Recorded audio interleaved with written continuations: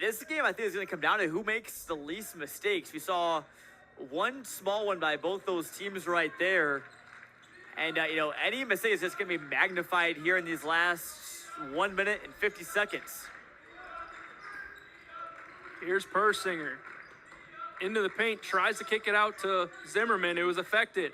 Walton gives it back. Brickner, his three-point shot. Good! Trey Brickner. 77-75. Chargers lead. A huge three-point shot from the junior guard, who's now 21 points. That's second on the team right now behind the 23 from Walder. I was thinking in the back of my head, Brickner is kind of a lot of three-point guys in this Pure Christian team, but he is arguably probably one of the more designated three-point guys. This is his specialty, and he's had some pretty looking shots today. It doesn't really matter if you close out tough on him. He can still knock it down. He did right there, and, I'm not surprised to see Brickner, take and make that shot as well. Now for Pure Christian, you probably know this ball is going to go to Blackford, and is probably going to try and create something. You got to try and deny him the basketball and force someone else to try and take a tough look. A big possession right here for the Saints. Tried to force it inside. It might have been knocked away. Blackford, he got tipped. Blackford, you hear him say, "Oh," right after that was called. Turns out he was correct. 1:21 here in the fourth quarter. As you see in the corner, that's Eureka awaiting their game against Rochester. That will tip off 15 minutes after this one concludes. Here's Blackford driving into the paint with will and gets the foul called. He'll have 2 free throw opportunities. I'm not sure who that's on. If that's on Walton, Josh Walton to be specific, that'd be his 5th, but no, that's on Persinger. And only his first foul. But Blackford's he's just too strong. Pure Christian just doesn't have any answer for him in the post. Walton is giving him all he's got. He's done a solid job so far. But, when it comes down to it, Blackford is going to at least draw a foul about 9 times out of 10. He made his first free throw. Can he tie it up with this one? No good, too much, and that is a crucial miss right there. It's from a 77% free throw shooter. You don't see those often from Blackford. This comes at a bad time. Pure Christian does not need to be in a hurry here. They can just run out the clock and just wait for Calvary to foul if they so choose. How soon do they foul? I think there's still enough time to come away with a takeaway. I think you maybe wait till it gets down to about maybe 35 seconds or so. Well, they foul him here. They still have some more to give. So they have 2 more before Pure Christian's in the bonus. I think about 30 seconds or so is when you want to start fouling, if you can't get a takeaway before then. That time the foul on Huffman wasn't necessarily the intentional foul, more so trying to cause a turnover. They tried to trap Walton in the corner, but they foul him. And they tried to get a jump ball there, even though the arrow is with Peoria Christian. If they did get a jump, it would have given the arrow back to Calvary, which means that next time they would have inbounded, they could have just gone and maybe done the same thing again and got, back-to-back jump balls, got the ball right back. But instead, again, arrow's still with Pure Christian. That's very important to note right now. And this inbounds play that Jason Persinger is going to drop has to be a good one. You got to complete this. You can't afford to overthrow this and throw it into the backcourt and potentially allow a breakaway opportunity for the Saints. At moments like this in a game, it's all about execution. This is what you go over every practice. You want to make sure you're executing the little things right so you can close out close ball games like this. And I think it's also important to note that Springfield Cavalry no longer has their timeouts, so they can't stop the clock at their own will without fouling the rest of the way. So just a 1-point game, but it's been a fun one, John. 77-76.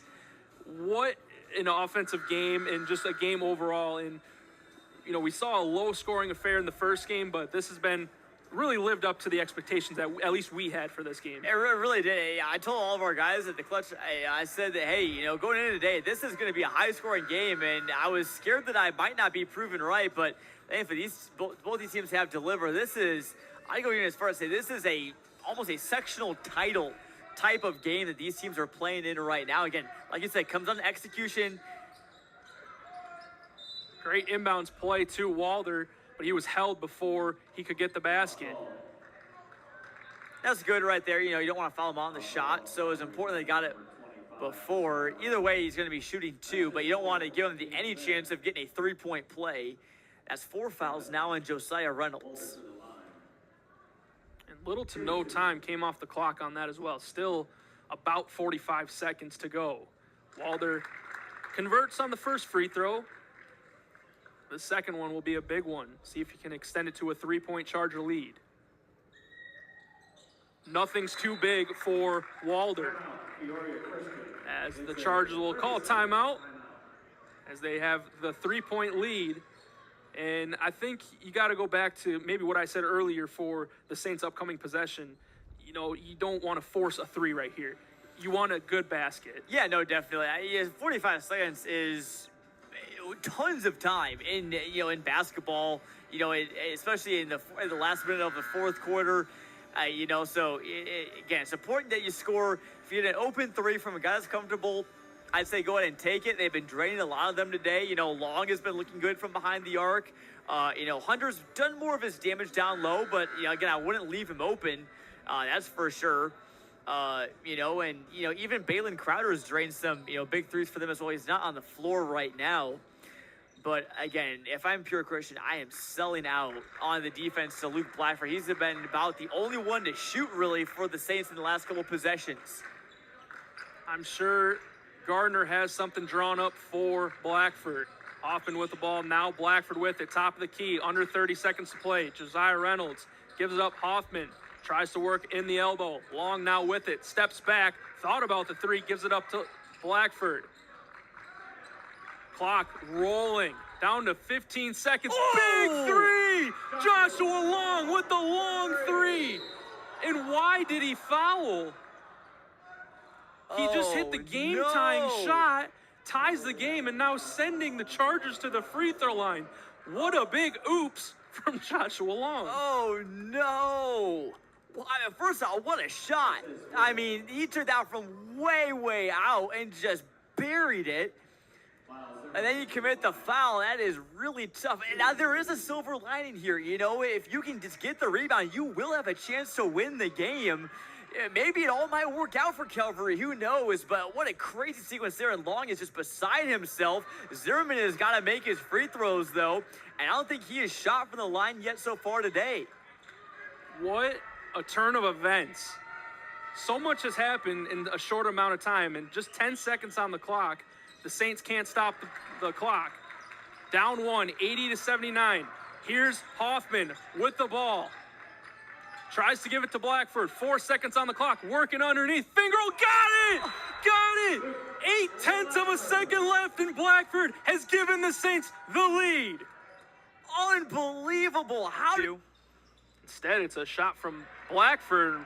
Seems like Antoine Hunter, right place at the right time, always near the basket. He grabs the rebound and put it back up. Yeah, Hunter's had a really good game. Up to 11 now for the 6'2" sophomore.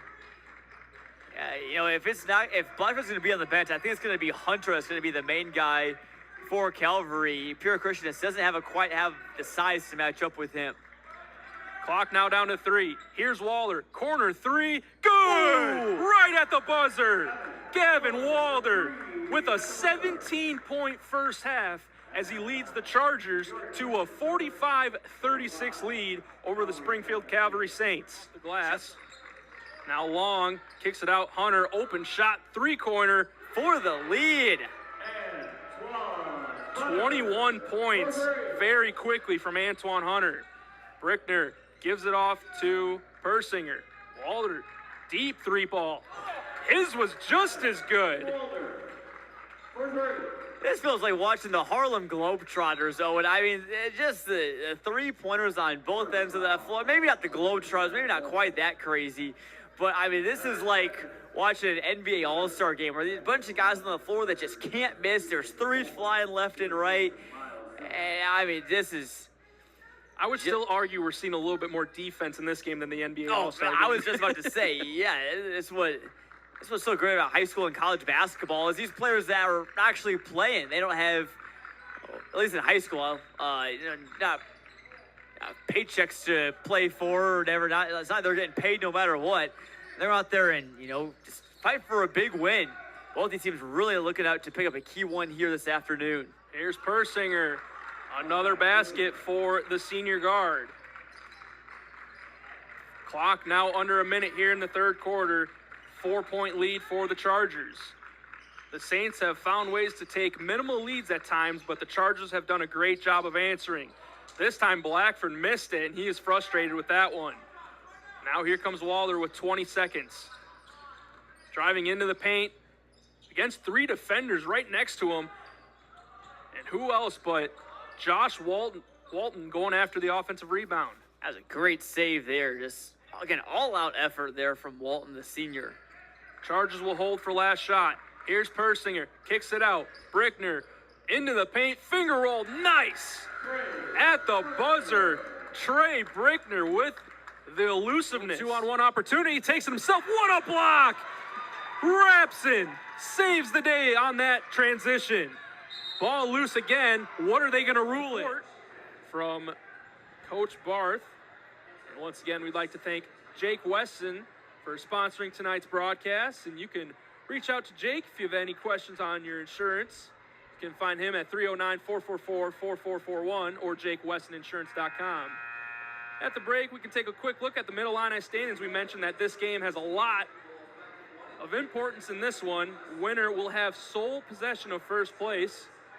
As you see, the Panthers and Potters at the top 2. Dunlap, Metamora at the 3 and 4. Pekin 5, Canton 6, East Peoria 7, and Limestone 8. And the Middle Illini seems just like every year. It's just a good parity of good teams. Well, and there have been years where Morton's been heads and tails better than everyone else, but at the same time, the rest of the teams are all good. I know some of my friends that coach in this league, we still talk about, some of the best coaches in the area are in this conference, and they know what you're going to try to do. And, I mean, there's no surprise. You're scouted.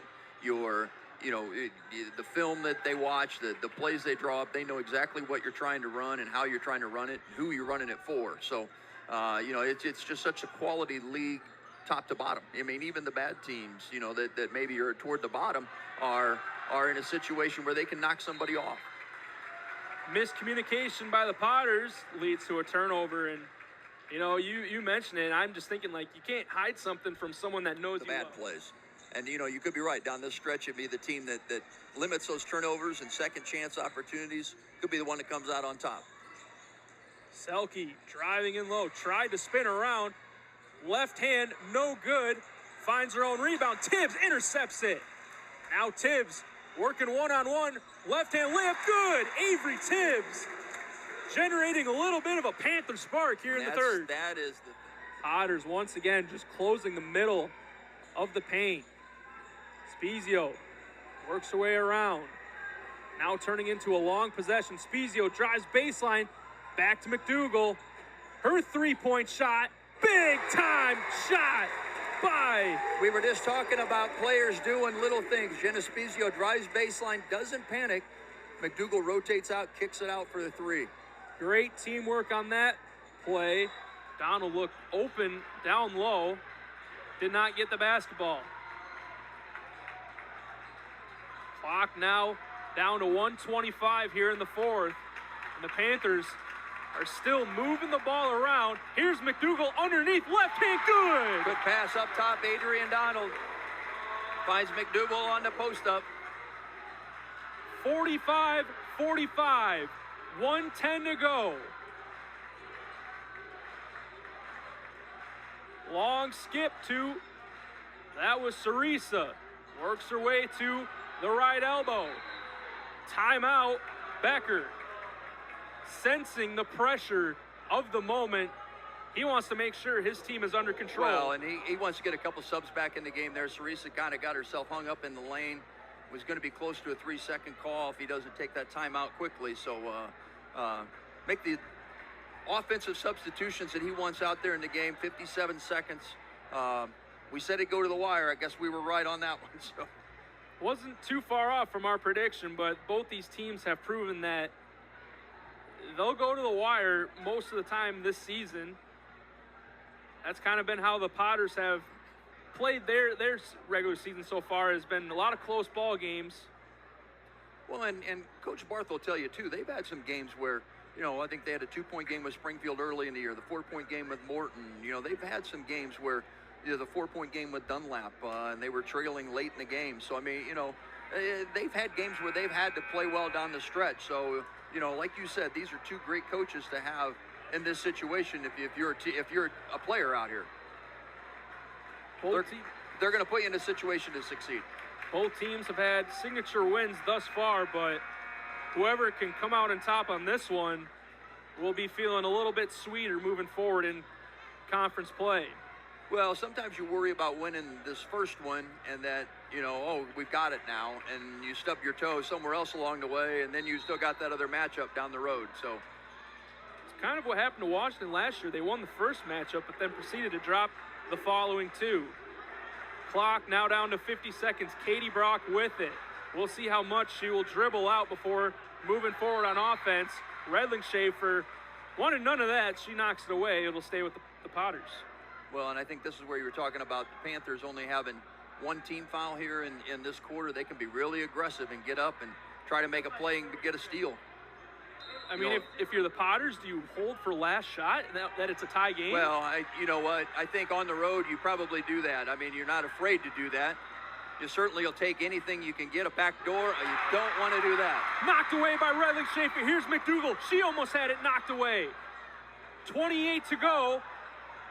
Gooday kicks it out. Redling Schaefer holds on to it. 20 seconds. 45-45. Timeout on the court. Coach Barth wants to set up her offense for a potential go-ahead shot. Ainsley Redling Schaefer got a little piece of that ball. Katie Brockoff dribble penetration, just kind of tips it and creates the turnover. Now the Panthers will have a chance here, 18.3. Coach Becker makes his defensive substitutions. He's got them in the game here. So see what Coach Barth and the staff draw up here. And who do you think that they're going to with this offensive play? I would think it's going to go to Tibbs. Now, whether she takes a shot or not, I would think Coach Becker is saying don't let Tibbs get a shot, but you've seen her unselfishness where she's, drawn defense and given the ball to someone wide open. So I think she'll be the focal point. Whether she gets a shot or not, I'm not sure. Still a lot left to play in this one, just with 18 seconds left, but both these teams will play on Saturday. Washington will visit Metamora, and Morton will host Canton. Well, and dare I say, we may not have just 18.3 seconds left. We could be looking at another 4 minutes if the defenses continue to cause problems. The way this one has played out, it wouldn't surprise anyone here at Torrey Gymnasium. Here we go. The crowd feeling the excitement. Redling Schaefer gets it to Tibbs. Clock now down to 10 seconds. Finds McDougal through her hands and going the other way. Rebecca McDougal had the chance to get a good look right at the basket. Good pass, Danny Gaudet, just off her hands. Sometimes you get that, you try to go too quick, got to catch it first. So good play drawn up by Coach Barth. Good look inside. They had it exactly how they really wanted to, I'm assuming, on the setup.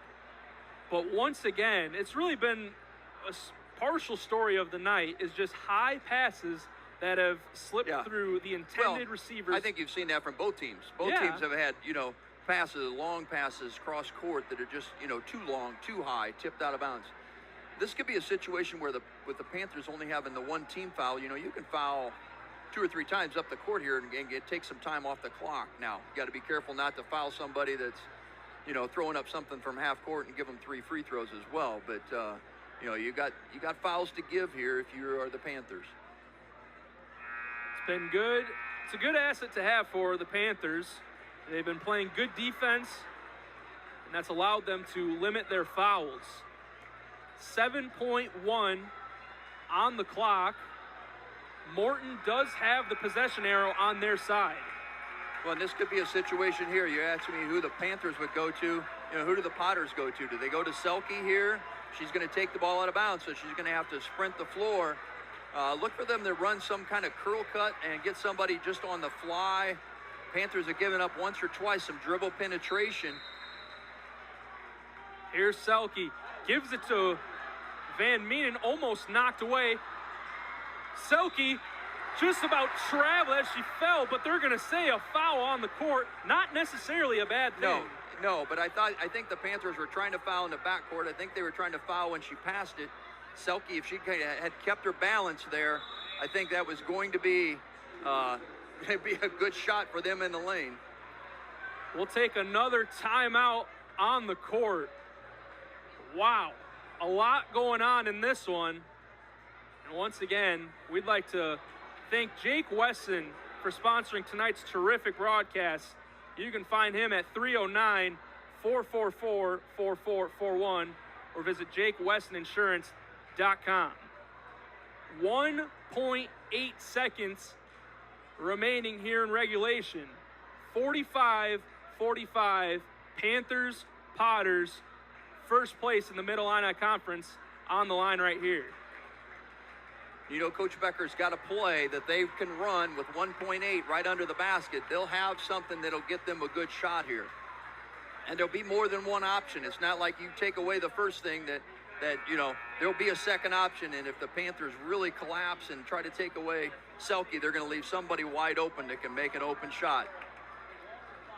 If they guard Selke heavily, I would keep my eye on one of the Van Menens. Ellie has 8 points, and Abby with 5. Both of them have hit a three-point shot. Now, you're not guarding the inbounder, so you got to be careful. The ball going right back to her. Van Menen, her shot up, fouled. She will get 2 free throws. Or 2 shots. Two shots. They're going to say she was fouled on the shot. And the Washington crowd is not happy with that one. Yeah, that's tough. I mean, you know, with 1.8, you know she's going to be catching and shooting it. So to try to foul in that situation is really, really difficult.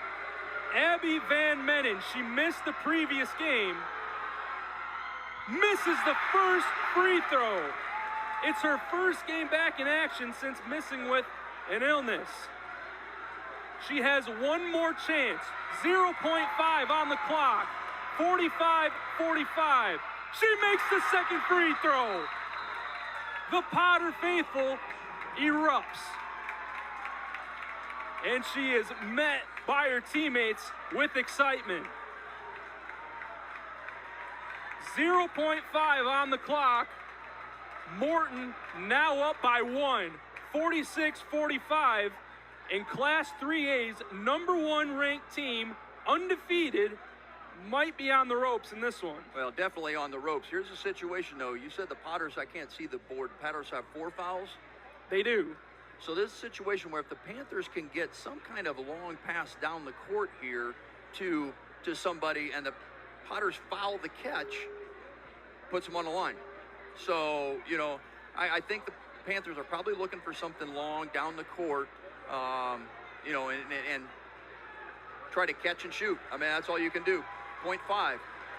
It's going to have to be quick, and I think you're right. We're going to see a long kind of baseball-style pass down the court. We'll see if they can either get it there or if Morton will have the length or ability to step in front of it. But it's kind of a 2-part process. Can you get it down there first? And then if you can do that, can you get it up with enough time? Can you catch it and get the shot off? It's going to have to be a quick process. Redling Schaefer knocked away, and the Morton Potters come into Torrey Gym, and they knock off the previously undefeated Washington Panthers. What a game.